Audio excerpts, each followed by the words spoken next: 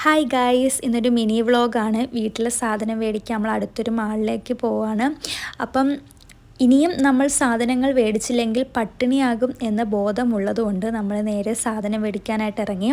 First നമ്മൾ മീൻ മേടിക്കാനായിട്ടാണ് പോയത്. അവിടെ ചെന്നപ്പോൾ എന്നെയും കാട്ടി വലിപ്പത്തിനുള്ള മീനൊക്കെ ഉണ്ടായിരുന്നു. പക്ഷെ നമ്മുടെ ലക്ഷ്യം മത്തിയായിരുന്നു. അങ്ങനെ നമ്മൾ മത്തിയൊക്കെ മേടിച്ചു.